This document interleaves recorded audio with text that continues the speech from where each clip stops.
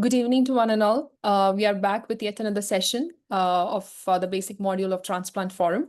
So far we have completed the different sessions on liver transplantation. So we have covered the basic anatomy and physiology, the liver transplant surgery, how is it done and what to expect, how do you select the donors, the donor complications. So now we are going to the next session, which is on pancreas and small bowel transplantation. And today we have the very first session, which is a basic anatomy and physiology. So we have the speaker for today, which is Dr. Guhan Venkatakrishnan. Sir is working as an assistant professor in GI surgery and solid organ transplantation at Amrita Hospital, Kochi. He has completed his MS training from the Institute of General Surgery, Madras Medical College, Chennai, and he had undergone MCH training from Amrita Hospital, Kochi. He has done fellowship in HPB surgery and liver transplantation at the Royal Free Hospital, London, UK. And he completed his FRCS in HPB and upper GI surgery from England and is a fellow of the Royal College of Surgeons of England. Thank you so much, sir, for joining today's session. Now the session is all yours. Thank you, Haritha. Thank you for the invite, and greetings to all. I'll be talking on the applied aspect of the anatomy and physiology of both the pancreas and small bowel. So pancreas in Latin meaning pan, from two words, pan and creas, and it means all flesh. So it's a retroperitoneal organ, and it is a J-shaped or retort shaped, a question mark shaped organ. It's oblique in position, so it will be sloping upward from the C loop of the duodenum to the splenic hilum. So a C loop will be located somewhere between the right hypochondrium and right lumbar region, and the splenic hilum will be in the left hypochondrium. So it will be like sloping upwards, and usually the weight is around 75 to 100 gram in an adult. Coming to the embryology of the pancreas, it is derived from two buds, the dorsal bud and the ventral bud. Usually, the ventral bud is part of the hepatic diverticulum. You can see my pointer there. So this rotates in the embryological phase, and both the buds fuse to form the pancreas. And this usually begins during the 4th week of gestation. As I told earlier, the dorsal bud appears first. It gives rise to the superior part of the head, neck, and body and tail. The ventral bud develops as part of the hepatic diverticulum, and it gives rise to the inferior part of head and uncinate process. And the approximately 8 weeks of gestation, the dorsal and ventral buds are fused. So the duct of the ventral bud becomes the duct of Versung, and the duct from the dorsal bud becomes the duct of Santorini. We'll talk about it later. Mainly the anomalies of pancreas arise when this embryological rotation and fusion, if there is any problem in this, then the anomalies occur. So the main anomalies being one is pancreatic divisum, where the dorsal and when the fusion of the ducts doesn't take place, and we'll talk on it later. And then the annular pancreas, when the rotation itself is a problem, and again we'll come back to it. So first pancreatic divisum, the dorsal and ventral parts fail to fuse. I already told that the dorsal pancreatic duct becomes the main pancreatic duct, and when it doesn't fuse, when most of the pancreas drains through not the main duct but through the accessory duct. So the main duct is the duct of Versung, and the accessory duct is the duct of Santorini. So when the main duct is not well developed and the whole pancreas drains through the accessory duct, so that is called a pancreatic divisum.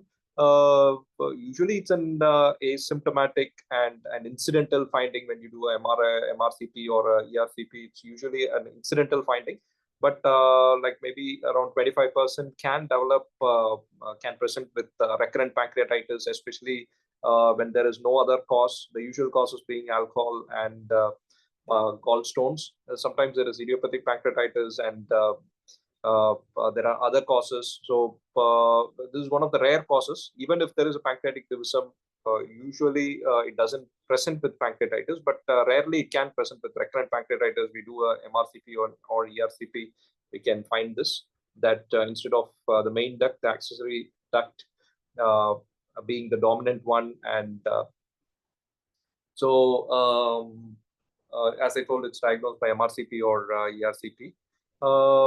If this is diagnosed to be the cause of the recurrent pancreatitis, then the therapeutic intervention being usually an endoscopic sphincterotomy, and usually it's an endoscopic sphincterotomy relieves if in that pancreatic divisum is a cause of pancreatitis. And next being annular pancreas. This is another where the rotation of the ventral pancreatic duct is not complete, and hence as you can see in this diagram, there is pancreatic tissue around the second part of duodenum that might be compressing the duodenum. And because of this, usually this is seen in babies, and may present with multiple episodes of vomiting. This is usually associated with duodenal stenosis or atresia, and mostly prevalent in children with Down syndrome. The treatment being bypass, duodenostomy being the treatment. Next, we'll come on to the parts of pancreas. The parts of main parts being one is the head. The head itself compromises the head and the uncinate process. Next being the neck, and the third being the body, and last is the tail of pancreas. First, coming to the head is nestled in the C loop of duodenum. It has three borders: superior, inferior, and right lateral, and it has two surfaces, the anterior and posterior. And as I told, the head includes the head and uncinate process. Coming on to the borders, the superior border is this is the head. As you can see, I'm pointing with a pointer. This is the head, and the superior part of the head usually contains or is associated with the first part of duodenum. This is the first part of duodenum, and the gastroduodenal artery comes like this and gives rise to the superior pancreatic duodenal artery. So this is all associated with the superior border of pancreas, and then this would be the inferior border of the head. It is related to the third part of duodenum and the inferior pancreatic duodenal. The inferior pancreatic duodenal is related to the inferior border of pancreas. And then there is the right lateral border. I hope you're able to see my pointer. So the right lateral border usually is related to the second part of duodenum. Here is where the bile duct and the pancreatic duct drains into the duodenum, the second part of duodenum. And so the terminal part of bile duct will come like this and join in the second part of duodenum. So it is related to the right lateral border of the pancreas. So ampulla is located there. Surfaces, the anterior surface of the head is somewhere here. So it is related to the first part of duodenum. Usually the transverse mesocolon is spread across like this. So the transverse colon and the transverse mesocolon is associated with the anterior surface, and the jejunal loops, you can see the DJ flexure here, and the jejunal loops will be like this. And so it is related to the anterior surface of the pancreas. Posterior surface, as you can see in the figure, you can see the cava behind there. So it runs posteriorly behind the head of pancreas. So, for example, in a Whipple's pancreatic duodenectomy, if you mobilize the C loop of duodenum and pancreas, then you can see the inferior vena cava posteriorly, and the right renal artery and vein will be posterior. And the right crus of diaphragm and the bile duct are all posterior to the head of pancreas. Bile duct usually runs through the head of pancreas and then like posteriorly, and then drains into the duodenum, second part of duodenum. It runs like this and opens into the second part of duodenum. So the uncinate process, it is related. You can see that This is the uncinate process. Anteriorly, the superior mesenteric vessels run anterior to the uncinate, and then you can see the aorta running posteriorly like this to the uncinate. So to the uncinate, the anterior is superior mesenteric vessels, so anterior and to the left, and posterior will be the aorta. So coming on to the neck of the pancreas, the neck usually lies anterior to the portal vein. So in a Whipple's pancreatic duodenectomy, we usually divide the pancreas at the neck of pancreas. So once we divide the neck, you can directly see the portal vein. And you have to separate the head and uncinate off the SMV and portal vein.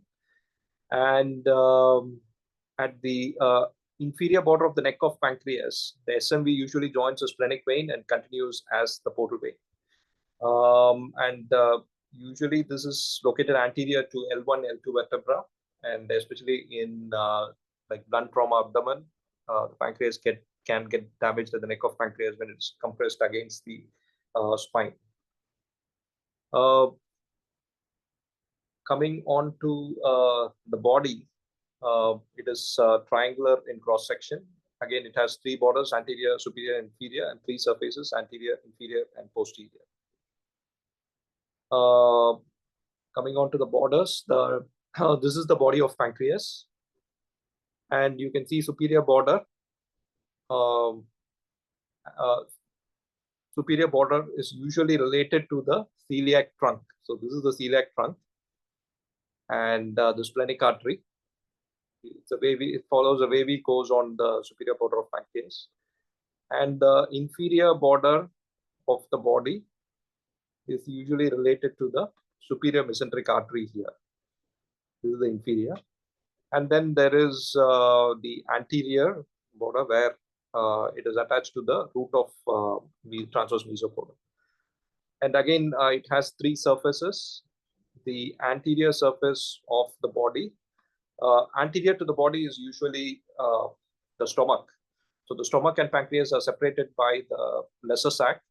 So if we want to see the body of pancreas during surgery, we either have to open the greater omentum or the lesser omentum on top to see the body of pancreas. So it is between the stomach and the pancreas is the lesser sac.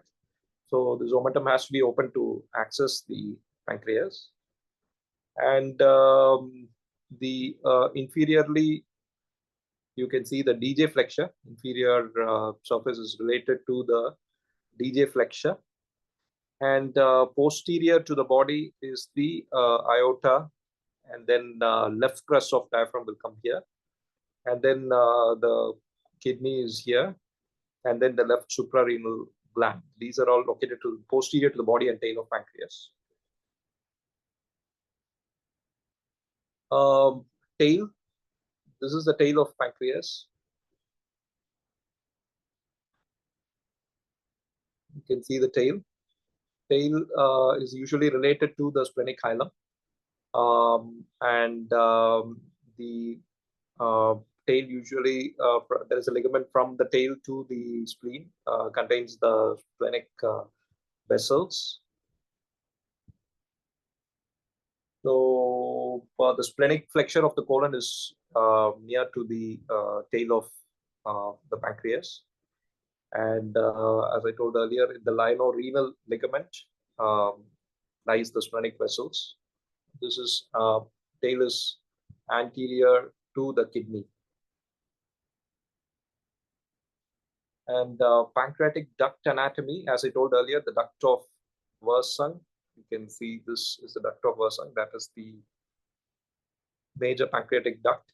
It joins the CBD, and here is the ampulla of Vater. This is the major papilla. And then there is the duct of Santorini. This is the accessory pancreatic duct. It drains through the minor papilla into the second part of the duodenum. Normal pancreatic duct, you can see is indicated in the figure A. In 60% of people, the normal anatomy is like this. There is the main pancreatic duct, there's the axillary pancreatic duct, there's some connection between the two. The dominant is being the main pancreatic duct. If there is a suppression of the accessory duct, so this can occur in 30%. So you can see the main duct being the dominant one, and axillary is like ill developed. It may be even be absent. This can occur in 30%, and in 10%, it's the other way. The main duct of Wirsung is underdeveloped or absent, and the main duct being the accessory duct. This can rarely occur in 10%. So in 90%, the main duct is the dominant one. And coming on to the sphincter of Oddi, as I told, the major papilla where the CBD and the pancreatic ducts drain, it is guarded by the sphincter of to control the release of the enzymes from the bile duct and the pancreas, the bile and pancreatic juice. So the bile duct has the superior choledochal sphincter and the inferior choledochal sphincter, and then the ampullary sphincter here, superior, inferior, and then ampullary. Pancreas has the pancreatic sphincter. So all this combines to form the sphincter of Oddi. Blood supply to pancreas is pancreas is a pretty vascular organ, and blood supply to the head comes predominantly from the gastroduodenal artery. Gastroduodenal artery is a branch of the common hepatic artery. Gastroduodenal comes like this, and then it gives off the superior pancreaticoduodenal artery. So it supplies the superior part of head, and then the superior mesenteric artery is here. It gives off the inferior pancreaticoduodenal. It supplies the inferior part of the head. The body of pancreas is supplied by the splenic artery. The body of pancreas, body and tail, is by the splenic artery.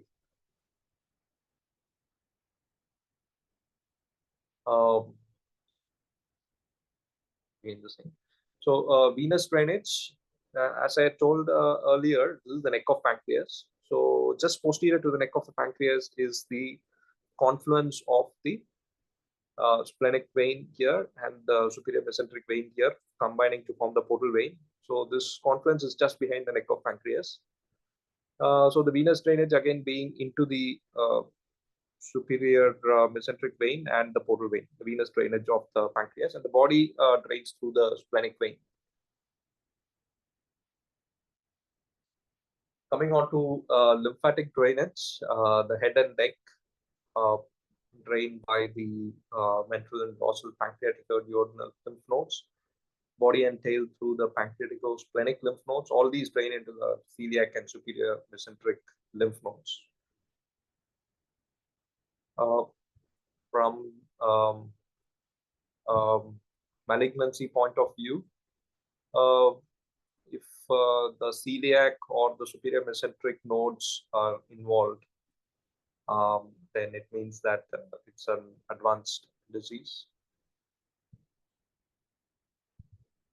Nerve supply, again, the parasympathetic nerve supply is through the vagus nerve, and the sympathetic nerve supply is through the celiac and superior mesenteric plexus. You see the celiac ganglion being here, and then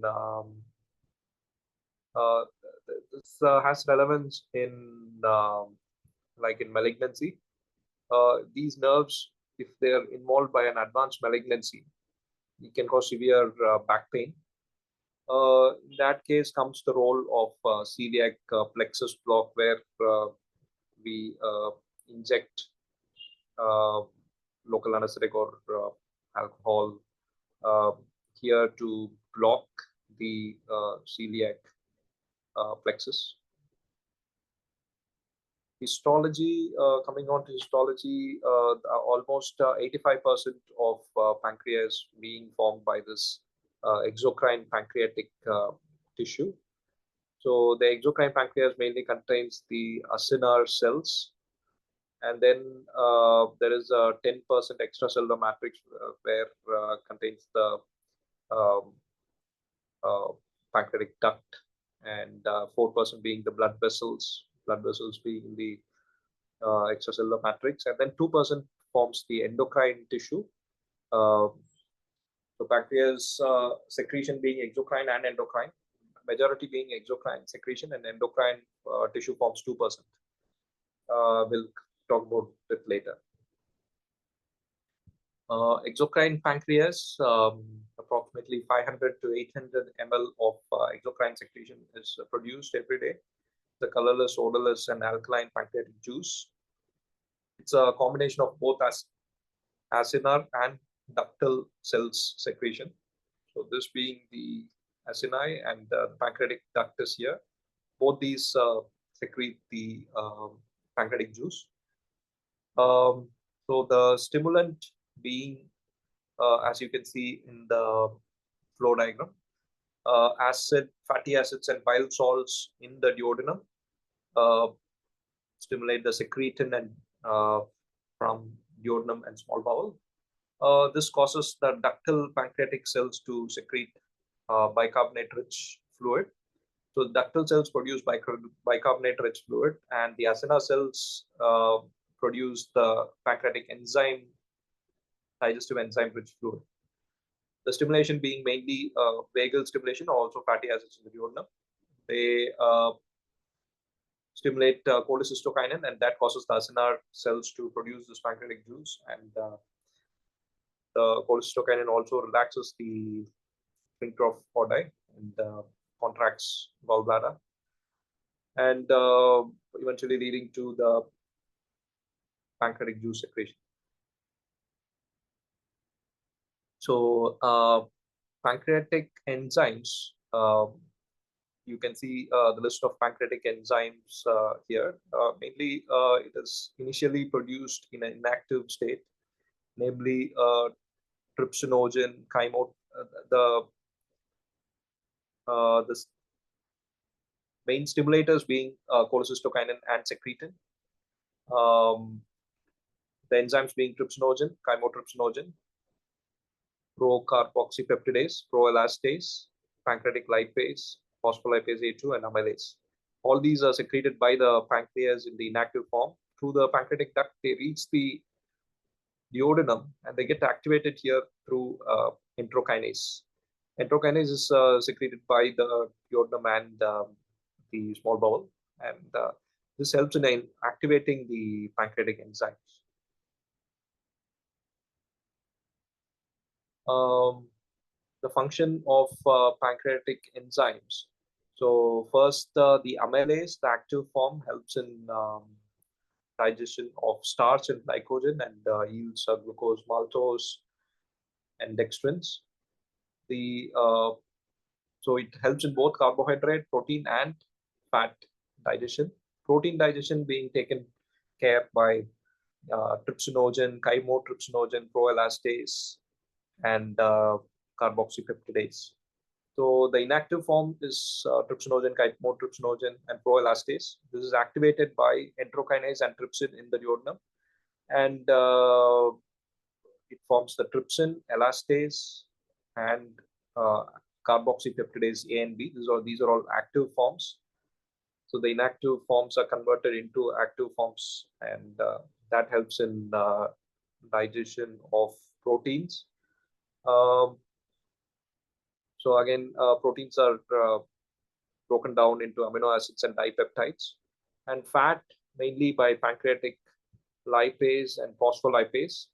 Again, phospholipase A2 is activated by trypsin.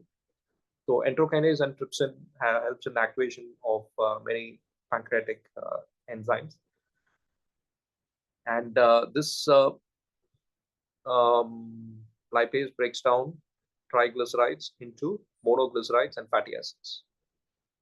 These are the end products of digestion. And coming on to the endocrine pancreas, nearly 1 million islet of Langerhans is there in the normal adult pancreas.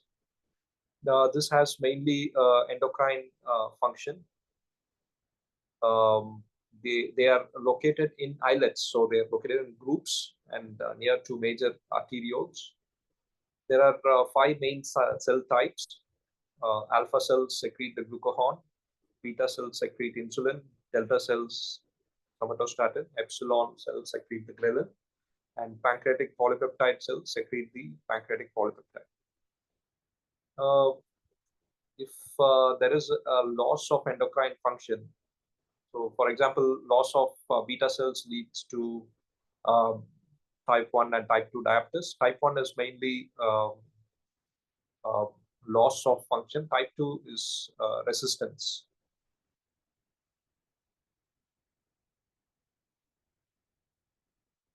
Again, function of insulin. Mainly insulin is secreted by the beta cells. Insulin reduces the blood sugar level, as we all know. How does it reduce the blood sugar level? It decreases the gluconeogenesis, where glucose is produced from amino acids, and glycogenolysis, where the glycogen is broken down into glucose. It decreases that. And fatty acid breakdown, it decreases all this. And there is increase of glycogenolysis, so more glucose is converted into glycogen for storage. And protein synthesis, um,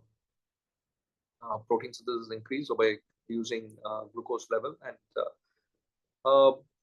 And then so overall function of insulin is to reduce the blood glucose level, and glucagon is just the opposite. It's produced by the alpha cells, and it increases glycogenolysis, where the glycogen is broken down into glucose, and increases the blood glucose level, and also gluconeogenesis, where glucose is formed from other sources. And somatostatin is secreted by delta cells. Somatostatin inhibits most of the GI secretions. So it inhibits secretion, and it inhibits action of all the pancreatic and gut peptides. So inhibition is a main function of somatostatin. And pancreatic polypeptide, um, it inhibits pancreatic exocrine secretion, and it also facilitates the action of insulin. That is a function of pancreatic polypeptide. So the distribution of islet cells. So as I told, this endocrine pancreatic cells occur as islets group. So the beta cells form the main portion, central portion of each islet, and also contributes to 70% of the total islet mass. The other cell types in each islet occurs in the periphery. Beta cells occupy the center. The periphery being delta cells, which secrete somatostatin, accounts 5%. Alpha cells, which secretes glucagon, accounts to 10%. Pancreatic polypeptide cells, which secrete pancreatic polypeptides, account for 15%.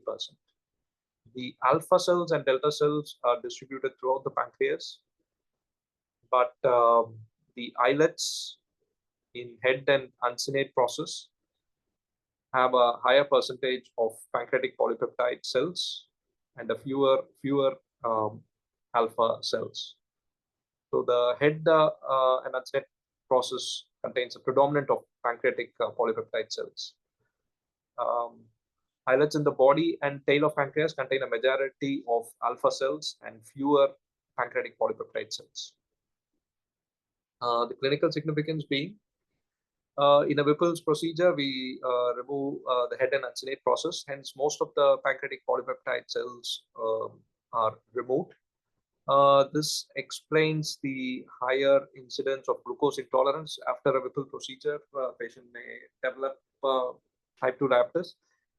This is related to both. Almost head contains 50% of pancreatic tissue, both the removal of the head, thereby the islets, as well as the pancreatic polypeptides are completely removed. So this leads to, as we saw in one of the function of pancreatic polypeptides, is to promote the function of insulin. Hence, it leads to insulin resistance and type 2 diabetes after a Whipple pancreatic development. And even in chronic pancreatitis, where the head is affected, chronic pancreatitis is a disease where the recurrent acute attacks or a chronic pancreatitis may lead to loss of fibrosis of the pancreas, and both the exocrine as well as the endocrine function of the pancreas is affected, whereby due to the exocrine loss of exocrine function, the patient developed signs of exocrine insufficiency and digestive disturbances, and due to the loss of endocrine function, they develop pancreatogenic diabetes, um, may develop uncontrolled diabetes. This may also be partially related to the loss of islet cells as well as pancreatic polypeptide deficiency. Alpha cells are typically located in the body and tail. This explains the typical location of glucohanomas. It's a type of neuroendocrine tumor which can occur mostly in the body and tail of pancreas. It is mostly a benign tumor of the neuroendocrine cells of the pancreas. And next part, we have finished the functional anatomy and physiology of the pancreas. Next, we'll go to the intestine. So we'll be talking about small bowel. So the small bowel is the longest part of the digestive tube. It is divided into small intestine and large intestine. The food has to be digested, metabolized, and stored for expulsion in the intestines. This is a function of intestine. The small intestine extends from the pylorus to the ileocecal junction. It is about 6 meters long, but it is more of a range. It can be somewhere between 3 to 6 meters. It tends to be longer in males. The approximate diameter 0.5 to 3 centimeter in diameter. If it's more than 4 centimeter in size, either acute intestinal obstruction or subacute obstruction can cause the intestine to get dilated. So there's a small bowel diameter of more than 4 centimeter, if diagnosed on X-ray or a CT, points towards intestinal obstruction. The surface area of human small intestinal mucosa averages 30 square meter. This may be partially explained by plicae and villi, which we will speak about it later. The length is greater in males than in females. The small bowel receives the bile and pancreatic juice through the pancreatic and bile duct. This is controlled by the sphincter of Oddi. And the ileocecal sphincter forms a transition between the small and large intestine. So this forms like a stop valve mechanism between the small and large bowel, helps in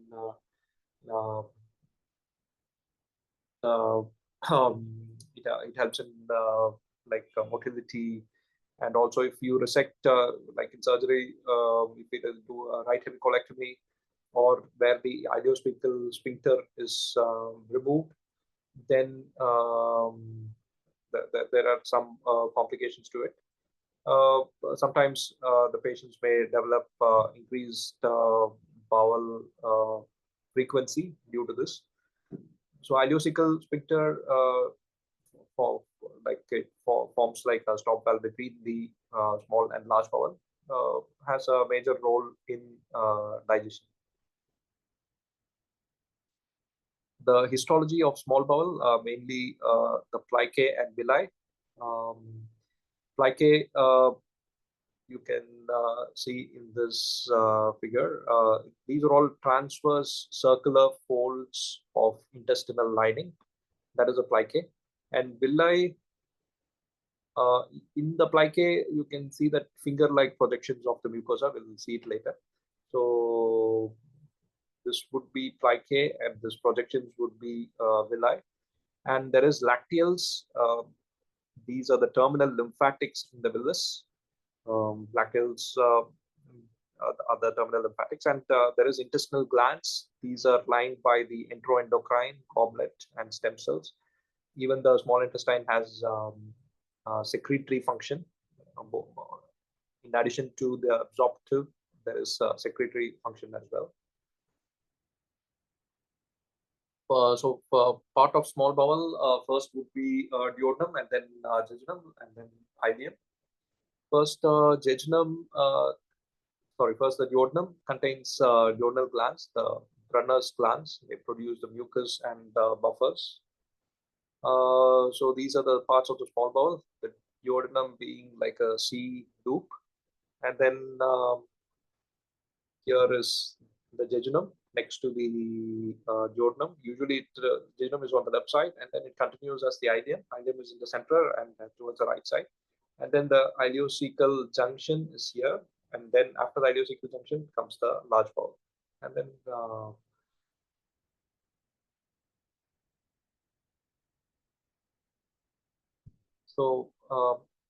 duodenum is usually where the acid kind from the stomach mixes with the secretions from the pancreas, bile, and duodenum is more like a mixing bowl and has acid neutralization action. And the jejunum forms a bulk of chemical digestion, and majority of nutrient absorption occurs in the jejunum. And the ileum has both chemical digestion and absorption of nutrients. And ileum plays an important role in vitamin B12 absorption. The stomach secretes the intrinsic factor, and this helps in the vitamin B12 absorption in the ileum. So in either gastric resection or ileal resection, B12 absorption can be affected. The duodenum is a short structure which is like 20-25 centimeter long. It's continuous with the stomach and has a shape like a C. It is located at the level or just above the level of umbilicus, opposite to L1, L2, L3. It surrounds the head of pancreas. As I told earlier, it receives the gastric chyme, which is rich in acid, along with the digestive juices from pancreas and from the liver, bile. The digestive enzymes break down protein and bile and emulsify the fats into micelles. The digestive enzymes break down proteins, and the bile helps in the digestion of fats into micelles. And the duodenum contains Brunner's glands, which produce a mucus-rich alkaline secretion containing bicarbonate. This neutralizes the acid in the stomach.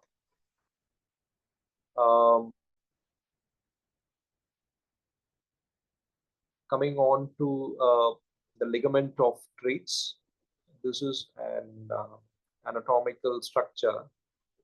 This is a fibromuscular band which suspends the duodenojejunal flexure. Usually, you can see that it arises from the right crust of diaphragm to the right of esophagus, and then runs across, and this suspends the duodenojejunal flexion. This has to be divided if the duodenum needs to be straightened.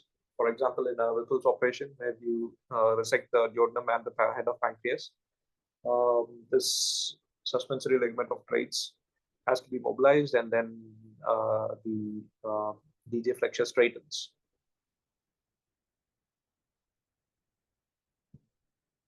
The four parts of duodenum. The first part is the superior part of duodenum. The second is the descending part. The third is the horizontal part, and the fourth is again ascending like this. First part is very small. It's 5 centimeter in size. It's opposite to the body of L1 vertebrae. This is actually the most mobile part among the four parts of duodenum. The other parts being fixate. The second part is usually 8 to 10 centimeter long. It's opposite to the L2, L3. And then, as I told earlier, on the medial border of the second part of duodenum is the ampulla, where the bile duct and pancreatic ducts drain here. And then the third part being 10 centimeter long crosses the L3 vertebra, and the fourth part is a very short one, 2.5 centimeter. It just to the left of L3 vertebra, and this has a DJ flexure is somewhere here, and then beyond that is the jejunum, continues as jejunum.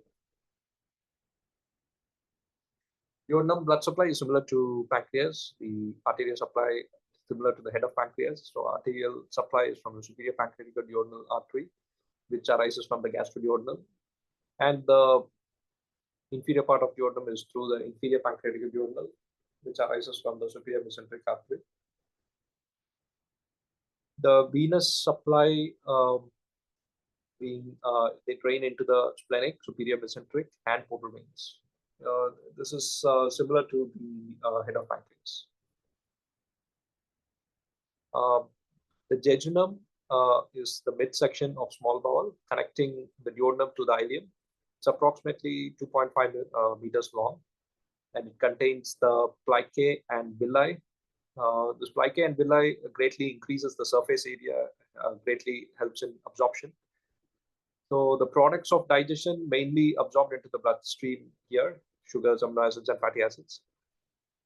The DJ flexure forms the transition between the duodenum and jejunum. And then ileum forms the final section of the small bowel. It's approximately 3 meters in long and contains villi similar to the jejunum. But the plicae will be lesser as we go distal to the small bowel. So ileum will contain lesser plicae, circularis. Mainly helps absorbs the B12 and bile acids. So there is an enterohepatic circulation where the bile acids get reabsorbed in the ileum.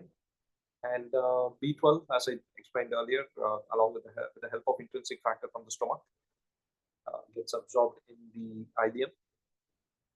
And the ileum joins to the cecum at the ileocecal junction, and the appendix is located at this level, ileocecal junction. So there are differences between the jejunum and ileum. The wall of jejunum is thicker and heavy compared to the ileum, which is thinner, light.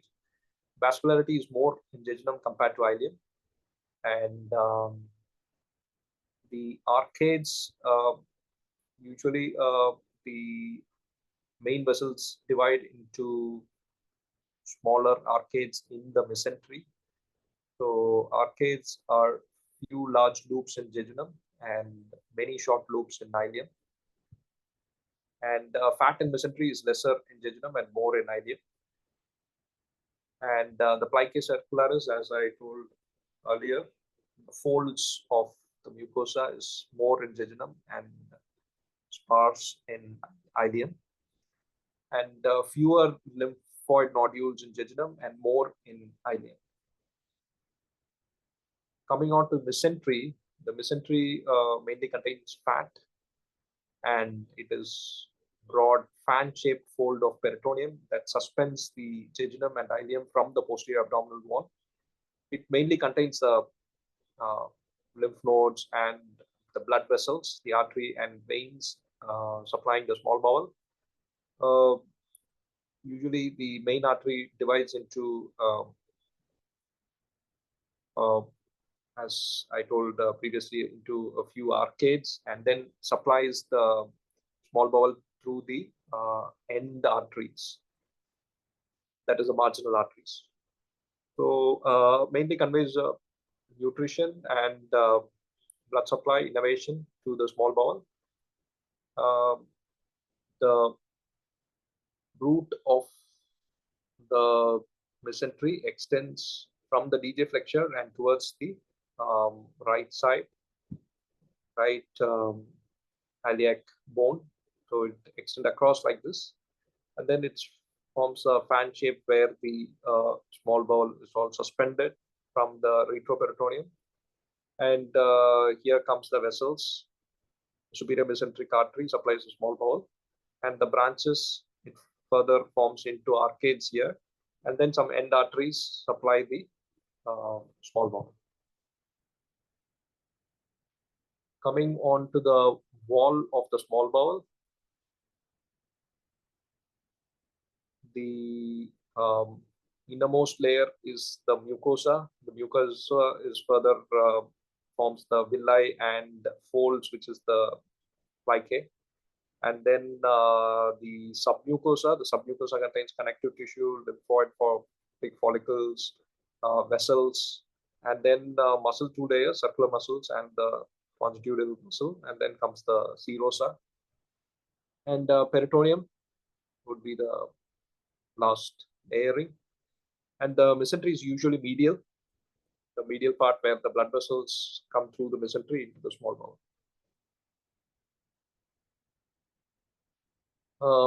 Here, the mucosa again, we see that these are the villi, finger-like projections of the mucosa. And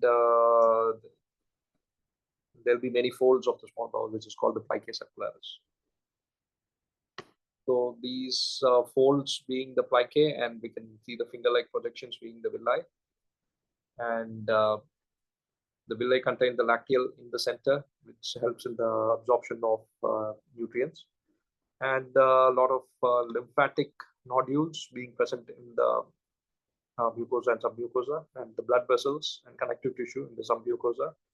And these are the muscularis layer, and then the serosa is there. The muscle also contains the mesenteric plexus, the nerves supplied to the small bowel. Blood supply. So this would be like the end vessel, and then these would be the arcades, and the main vessel would be somewhere here, and these forms the arcades or loops, and then finally the end vessel supply the small bowel. Again, this diagram showing the folds, plicae, circularis, and the villi. So main blood vessel being the superior mesenteric artery.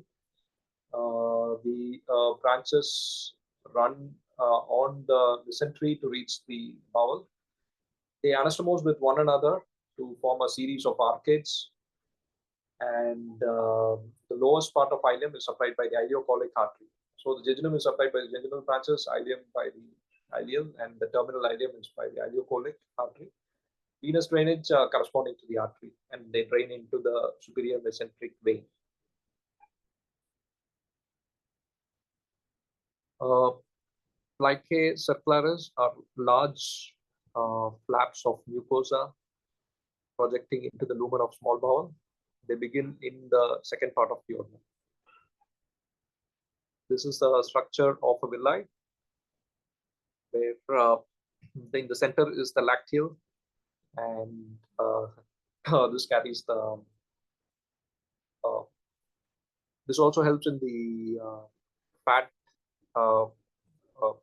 absorption carried into the lymphatics. So there is the arteriole and the vein there. And in the center is the lacteal. Lacteal also carries the lymph, which helps in fat digestion. The intestine villi, they are projections of mucous membrane. They give the mucosa a velvety appearance. They're numerous in the duodenum and jejunum, but fewer in the ileum. They vary in density from 10 to 40 square millimeter. They're about 1 to 2 millimeter long, tiny finger-like projections. And then the intestinal glands.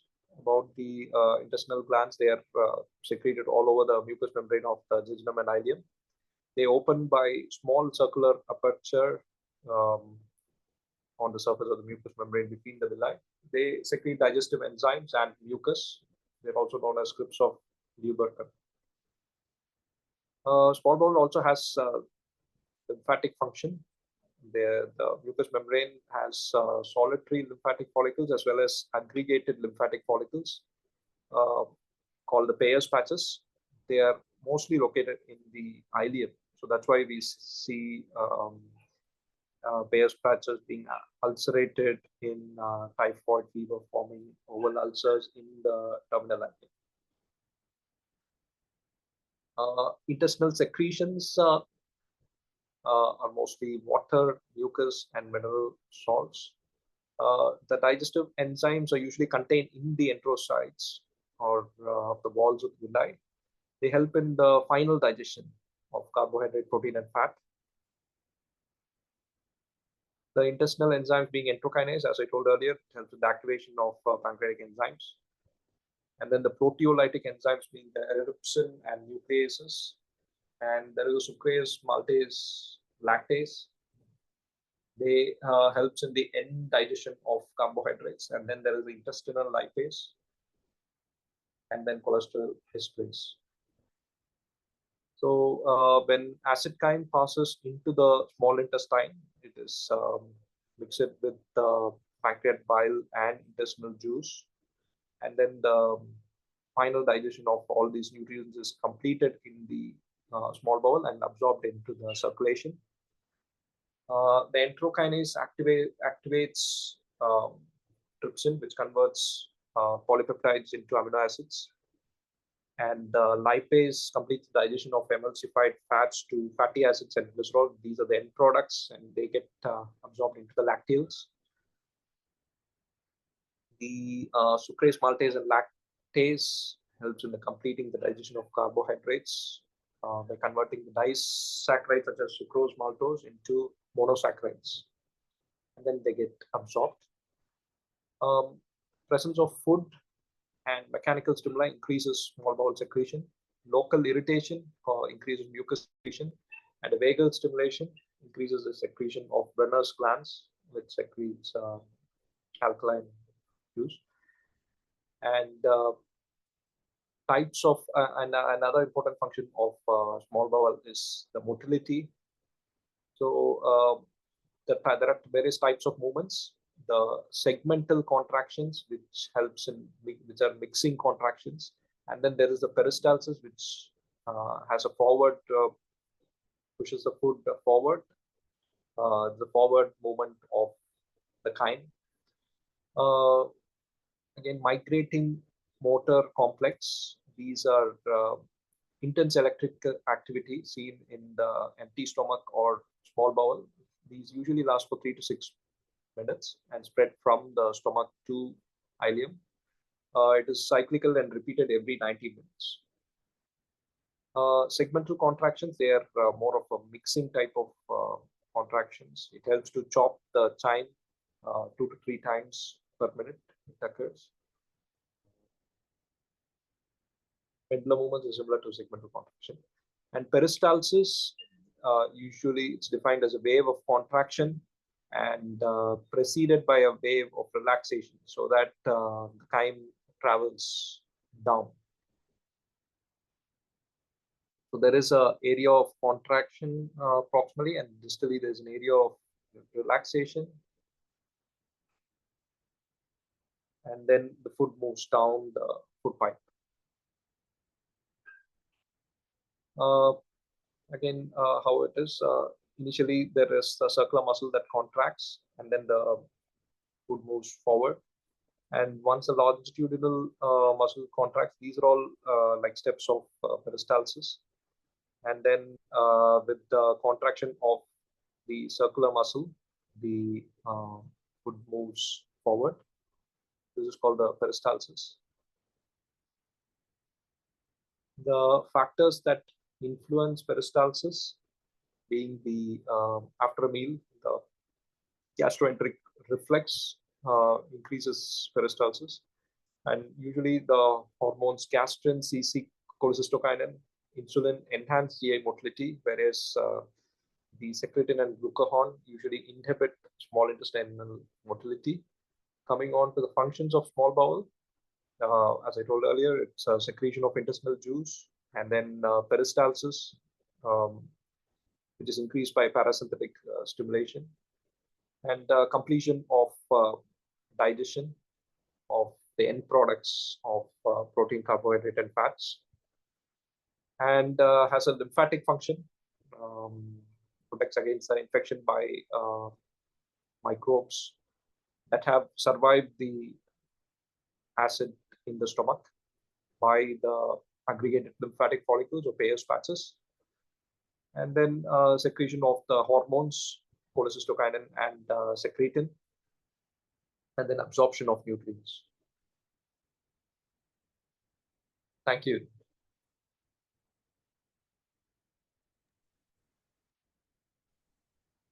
Thank you so much, sir.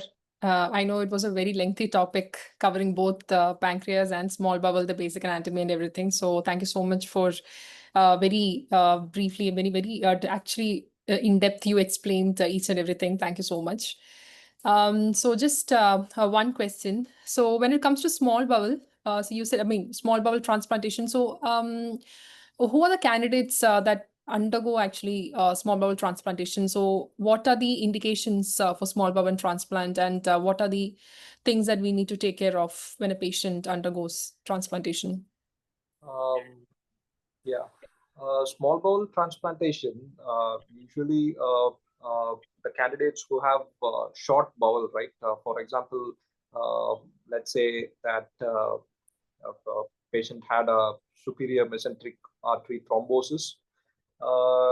This is usually a hypercoagulable state, or it can even occur as a consequence of arrhythmia, like a atrial fibrillation or a clot forming in the heart, and then usually it blocks the one of the branches or even the main superior mesenteric artery. If depending upon which order branch it blocks, if it blocks the proximal SMA, then most of the blood supply to the small bowel is gone. In these are the sort of patients that have a short bowel syndrome. In that case, the small bowel absorption and all the function of the small bowel is gone. And they have nutrient issues. They'll be home TPN dependent. So initially they'll be undergoing a surgery, massive bowel resection, and we'll do a staged laparotomy. Once we have resected all the dead bowel, we'll be doing an anastomosis. But once the small bowel is like completely resected, then the absorption function is gone. In that case, they'll be dependent on TPN, and TPN has its own complications. They can't be long-term on a TPN. It has line infections and dyselectrovidemia. It can affect the liver. So there are various complications of TPN. So till they get a transplant, they can be on home TPN. And then usually we list the patients after workup. And once they get an organ on a deceased donor, then we go for the transplantation. Okay. So does this happen very often, small bowel transplant, or because we rarely see it? Yeah. But there are very few centers in India and all over the world that does a small bowel transplant. Okay. Hardly you can in India you can count the numbers. Where we do it at our institute, Hamrata Cochin, and it is a high risk operation, mainly due to the fact that it is like liver is a immunotolerant organ, but small bowel being rich in lymphatics and lymphoid cells. So the main complication being rejections. So that's why when compared to liver, we say 90 to 95% even chance of success. Small bowel is slightly lower than that. Main reason being immediate complications being thrombosis, leak, those risks. But long term, there is also a rejection possibility. So small bowel has its own transplant has its own set of complications that we have to be aware of and treat carefully. Okay. So the donor selection, does it differ from that of liver? Because liver, I think we look for only blood, the same blood grouping. So is it the same for small bowel and pancreas, or is it different for both? Is there anything Uh, else you need to look into as well? It is mainly blood group related, but these are all the organs, unlike liver, where we have both the living donor as well as deceased donor. Pancreas and small bowel is mostly from the deceased donor. Uh, so almost all the surgeries that we have done is from the deceased donor. It's very rare to be for a living donor to donate either a small bowel or pancreas. It's unheard of. So since they come from a deceased donor, there is selection criteria. There should not be any. Usually, it's young donors, like in their 30, 40s, and like aged beyond 50. We don't consider, and consider the quality of pancreas or small bowel intraoperatively. And if everything fits only, then we'll consider for donation, because the risk of complications is higher than in liver, because it's not a immunotolerant organ, the small bowel. So all these needs to be taken into. Taken care of. Yeah. So thank you so much. I think you have covered most, I mean, very descriptively, you have explained each and every point. So thank you so much for your time. I know it was a very lengthy session for you as well. So thank you so much for you your for the patience. Thank Yeah. you. Thank you so much, sir. Thank you. Bye.